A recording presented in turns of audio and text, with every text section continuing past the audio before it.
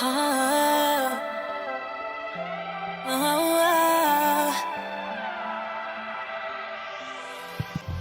going on, guys? Keep it going from MC E-Bone. Big round of applause.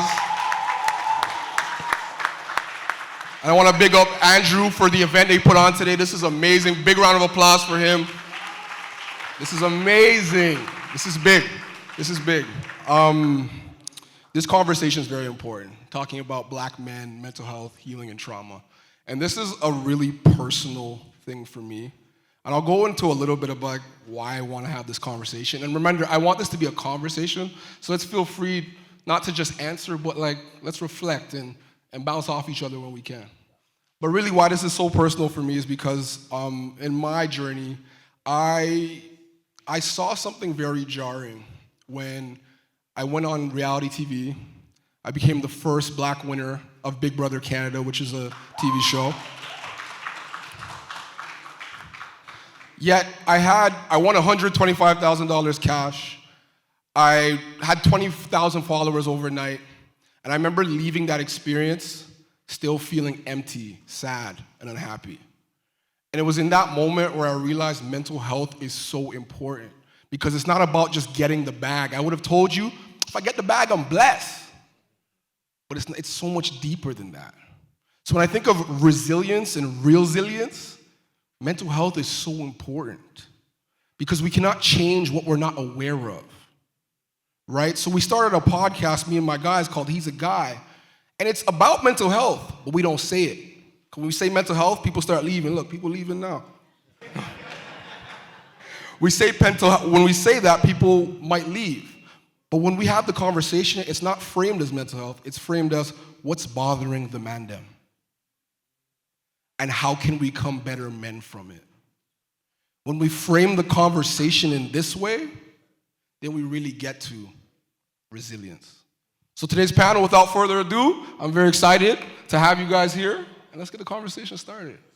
All right, so I wrote my questions down because my memory is not all there. But I really want to start off opening this up for everybody. As black men, we often navigate environments that misinterpret our confidence, creativity, or culture as threatening. Sometimes it might feel like we have to dim ourselves in our blackness to survive. How do you guys find balance between being fully yourself and fitting into systems that don't always see you clearly? And then what toll does that take on your mental health? So to answer that question, initially, so with my journey as well too, I say recovering because you're never recovered. It's always work in progress, right? So I'm a recovering addict, alcoholic drug addict. But prior to my journey starting of recovery, I used substances, I used partying, I used to be a dancer too, like just go out to the club, and back when the clubs were live and people actually danced, I was there. I was the hype man. I was that guy. I would leave the club sweating and everything. And you know that those comments about, oh, you livened up the club, you did that, or whatever, that would fuel me, right? On top of the drugs. And is there any children in here? Is that okay? Okay. With the drugs and alcohol, right? But so anyway, so when I turned 31, I had my son. And around that age, my friends were getting married and they were, getting their lives together. I still wanted to party, so on and so forth. I realized that quickly that life I was leading was taking me to a really dark place. So when I started feeling that, I started using substances more so I'd numb myself. One of those panelists was talking about he faced death several times, and so did I. And I had the doctor tell me, if you continue, you're going to die. But I still continued, not because I wanted to die, but I didn't want to live, if that makes sense. Fast forward in 2018, I don't recall exactly what happened, but my journey began with recovery.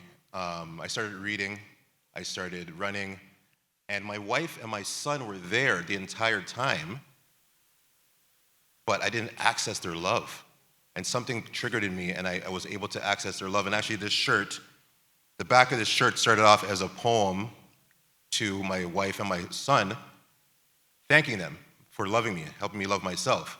And it turned into a message to the world, thanking the world, my family, my friends, just the world in general, just stuff like this. People I don't know who are showing me love. It was a love letter to them. So present day now, so to answer the question, I remember where I was. I remember, and I recognize where I am now. And I don't let my trauma define who I am. Because when my father died of suicide when I was 2. So my trauma started way before I even knew what the word trauma was. So I think his name was, he was sitting here, the first panelist. He said that one of his fears is not being present for his child. And that was one of my fears, turning into my father. And that was, going back, and when I was talking to my therapist, he said there's a lot of things that from your childhood that led you to doing the things that you're doing because of trauma. And you ended up the way you are because of trauma. It's a trauma response, right?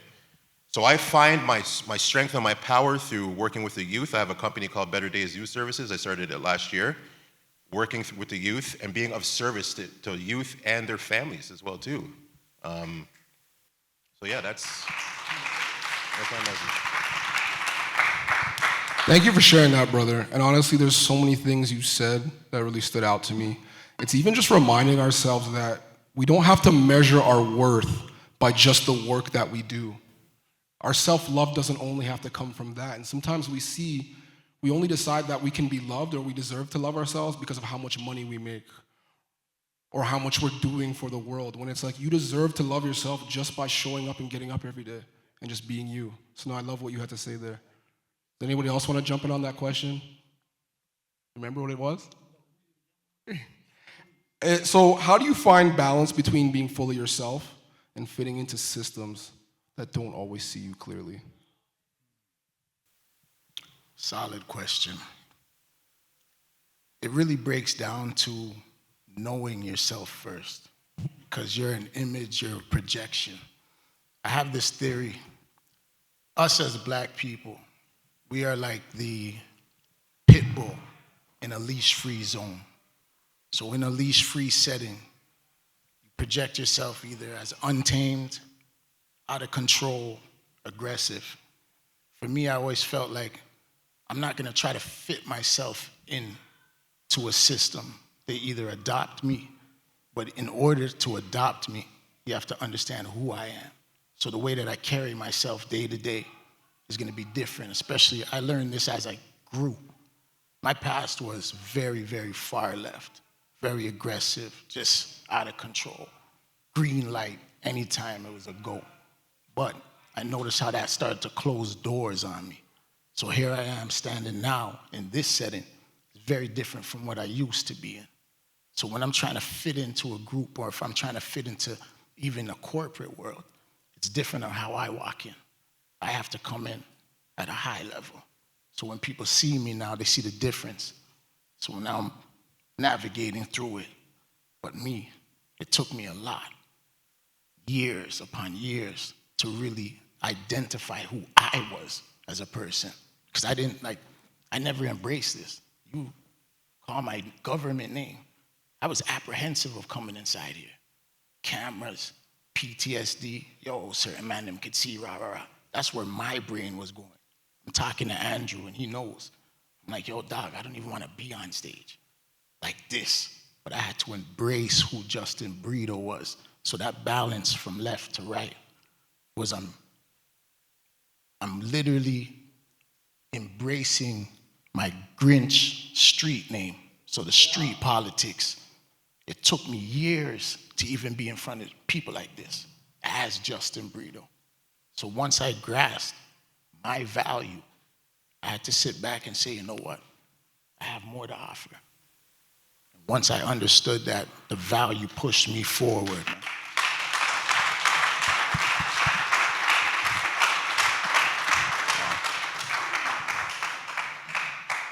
Brother, I just want to say thank you for that. And there's so many things that really stood out to me from even what you just said. Once you're solid in yourself, you can be who you need to be to move how you need to move. And I love that.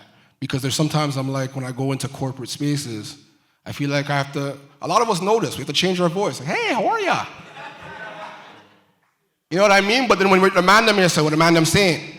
But if you went to the job and said, what the man them saying, they might fire you. But if you're rooted in yourself, you can learn how to navigate that. That really stood out to me. Thank you for that, brother. Of course. You know, Kyle. Kyle. Yeah. He was a late addition. I didn't remember his name, but he was a last minute addition. Kyle. Yeah. Talk to me. How do you feel? I think the idea of knowing ourselves and loving ourselves is the key, but it's so difficult because when I think about my story, my father was someone who didn't know how to love. His father was murdered at a relatively young age back in the West Indies, and he also had some additional trauma on his journey. And so everything for him was, there was a wall between him and his emotions. And that is the person that we look up to as men, right? If we have a father, it's one thing to have an absent father in the home, but it's another thing to have a present absent father in the home. So he's there, but he's dealing with trauma that he hasn't processed and doesn't even know that he needs to process. I'm blessed, my father's still alive. The man is 90 years old, right?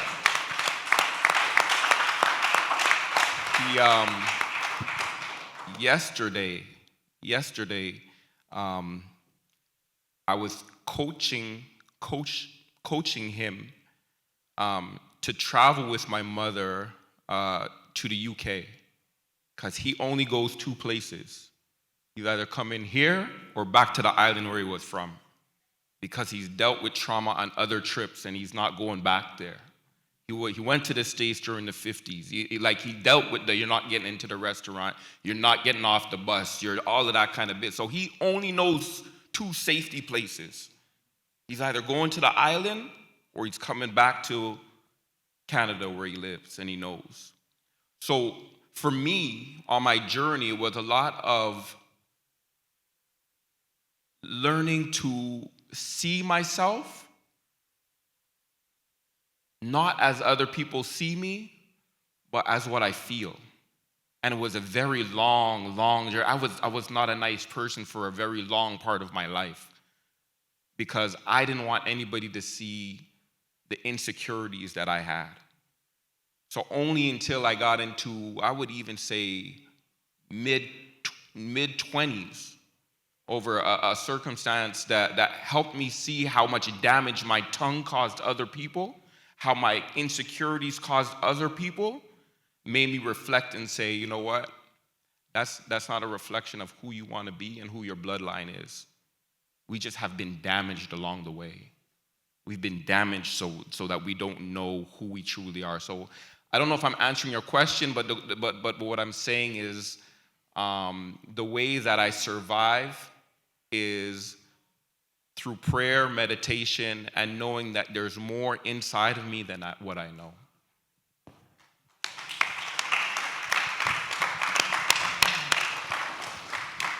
No, Kyle, I want to thank you for that level of vulnerability. And there's, again, so many things that stuck out there. When you talk about the present absent father, that really hits for me. And sometimes it's like that we don't always see what the absence of fatherhood and how it impacts our lives, especially when they're sitting right there. It brings me to my grandfather. The man never told anybody he loved them. He never even, I don't know if he looked me in my eye before. He just grunts. He doesn't really say nothing. But it's like, what happens when that's passed down from generation to generation? A lot of us, like, when we think of fatherhood, a lot of us will say Uncle Phil. That's the one father we can think of. And a lot of us don't even really have access to anything even remotely like that.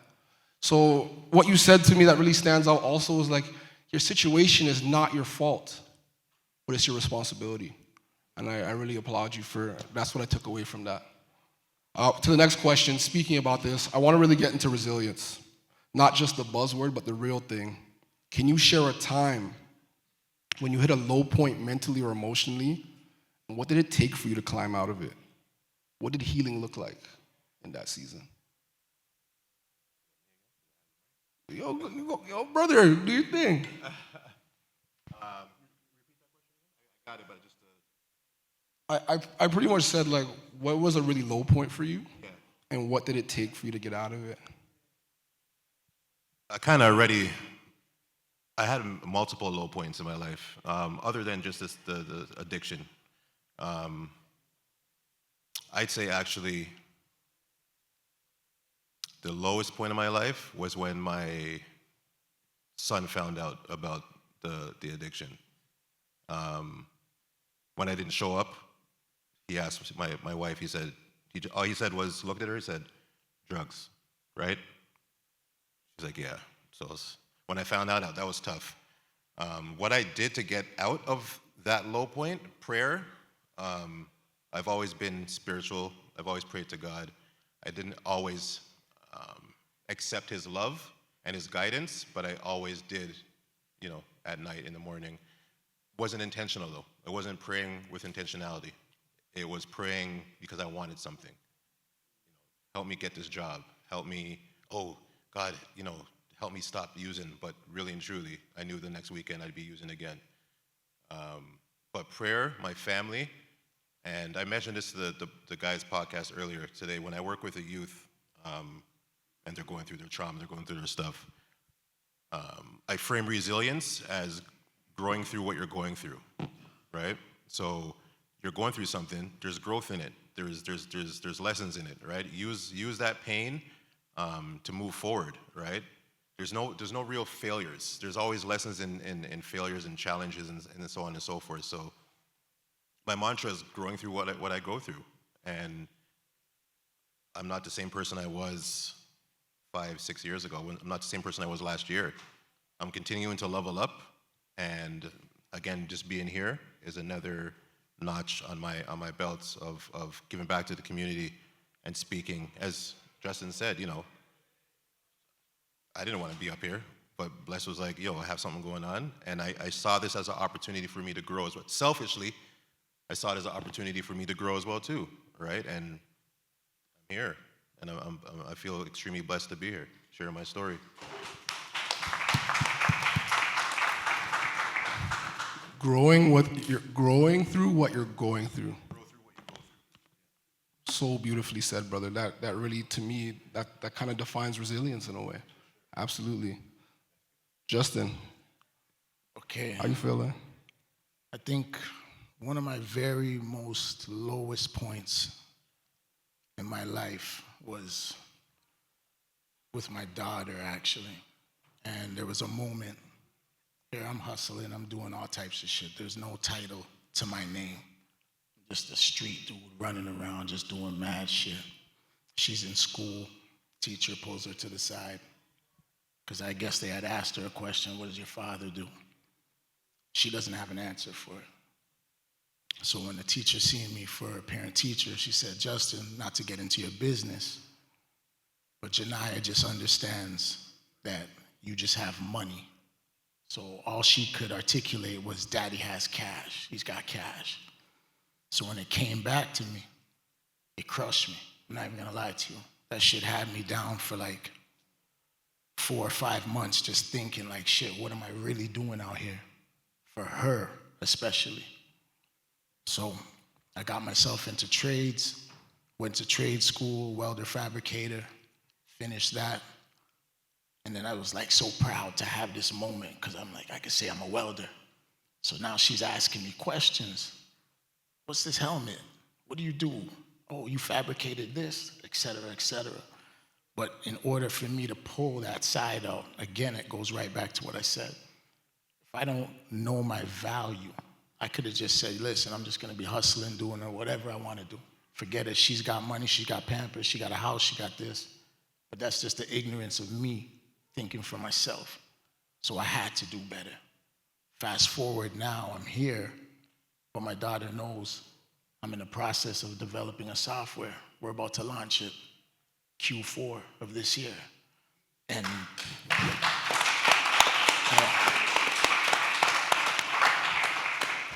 I say all that to say the journey, because I could pull my phone out right now and just the Father's Day messages that she gives me.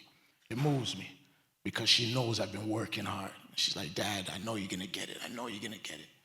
That shit, to me, is where my pain is. But I couldn't come out of it if I didn't have the resilience to push through.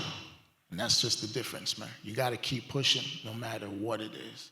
But you gotta know your value about yourself. That's all I could tell everybody in this room. Know your value.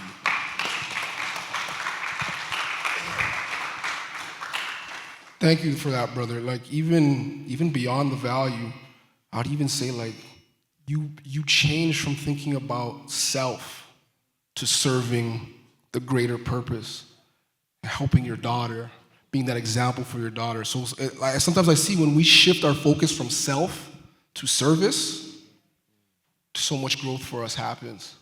Thank you for sharing that, brother. Kyle, talk to me. You remember the question? Give it to me one more time. I got you. Can you share a time when you had a low point mentally or emotionally, and what did it take you to climb out of it? So the time that I'm going to share about is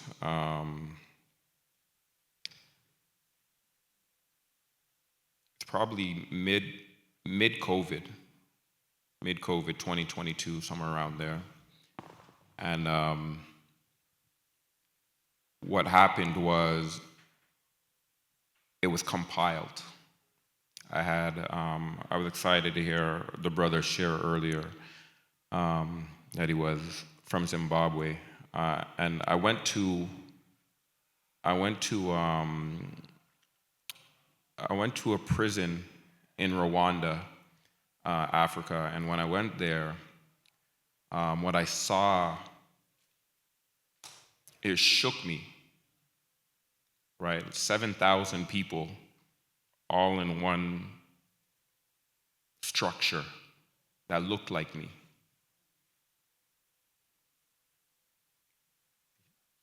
They shaved everybody's head, and they were from ages 16 to 80 plus, some limbs gone off of their body. And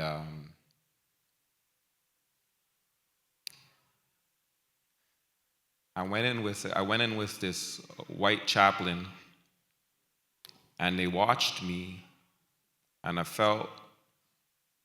wasn't sure if I was an outsider or if I was accepted.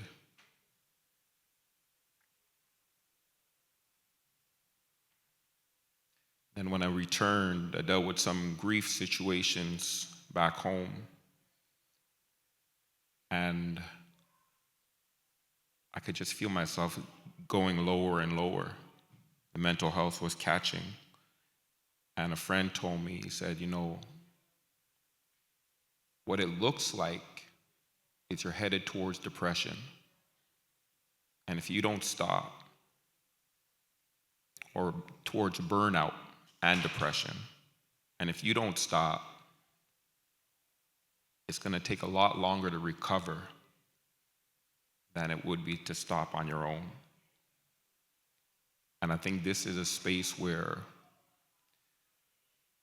we sometimes as Black men don't want to hear, I can't, or say I can't. So therapy really was part of that recovery time for me. I stopped. I said, I need a break. I can't keep going. I work in the institutions. I work in the jails every day. So I left that environment to come back to my environment where I work in the jail. And I say this all the time to my brothers in there. There's two things that I hate about my job. One, when somebody loses a loved one, because I gotta support them with that grief. I'm a chaplain, and they can't be there with their loved ones. And then number two is when the guys are locked down and they can't get out of their cell. And there'll be a different kind of, you can hear a different kind of rattle on lock time. And I can hear my brothers locked down and they can't get out. Because it's on lock time, but we're not moving. And so all of that piled up was just too much for me. and I had to stop. How did I recover? I recovered by slowing down and acknowledging where I was. If I didn't acknowledge where I was, I don't know where I would be today. Like the recovery time would be a lot worse. I don't know if I'd be able to go back to that work, that job, that loving the service of being with my people in that community. So I guess all I can say is that, yeah, prayer, meditation, rest, recovery, recognizing my inner circle of loved ones and letting them know where I was and being able to receive, right? We pour out, we gotta give, we gotta make sure, but being able to receive, if we don't replenish, intentionally replenish, we can never make it.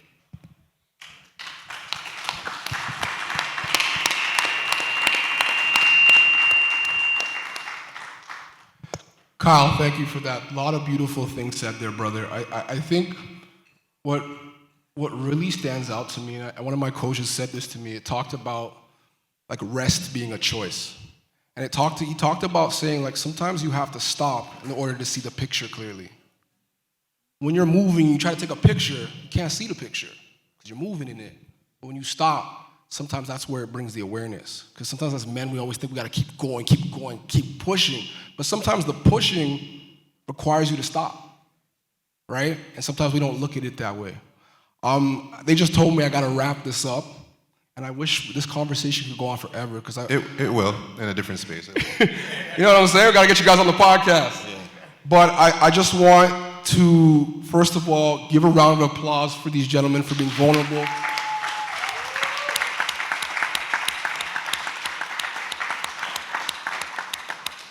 It's not always easy to come up here and tell your story. And I met with this author recently and talked about the importance of having more diversity in Black stories. We need different Black stories being told because being Black is not only one thing. And I just want to thank you guys for giving our audience diversity in stories because you don't know who you helped by just sharing what you shared.